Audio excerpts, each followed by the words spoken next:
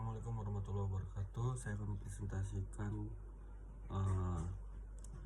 PowerPoint tentang materi pertumbuhan dan perkembangan filsafat hukum Islam. Latar belakang: filsafat hukum Islam merupakan kajian mendalam tentang prinsip-prinsip dasar hukum Islam, termasuk tujuan, metode, dan rasionalitasnya. Ilmu ini tidak hanya membahas sumber hukum Islam, tetapi juga bagaimana hukum tersebut berkembang seiring waktu dalam berbagai konteks sosial, politik, dan budaya. Hingga kini, filsafat hukum terus mengalami perkembangan, terutama dalam menghadapi tantangan dunia modern. Konsep dasar filsafat hukum Islam. Pengertian filsafat hukum Islam. Filsafat hukum Islam adalah cabang ilmu yang membahas prinsip-prinsip mendasar dalam hukum Islam, termasuk sumber, tujuan, dan metodologi penetapan hukum. Menurut Harun Nasution tahun 1999, filsafat hukum Islam adalah kajian rasional dan sistematis terhadap prinsip-prinsip hukum Islam untuk memahami esensinya dan relevansinya dengan perkembangan zaman.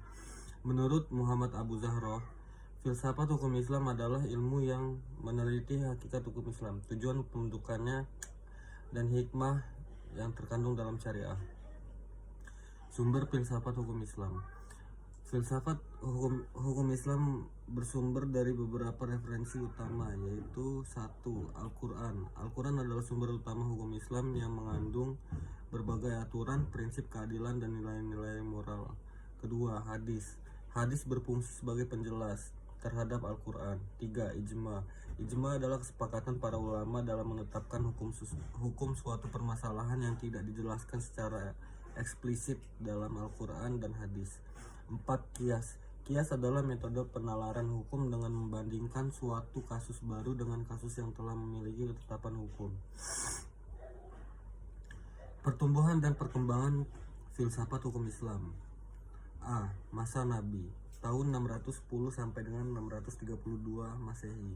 Ciri utama hukum Islam pada masa ini yaitu 1. Bersumber langsung pada wahyu.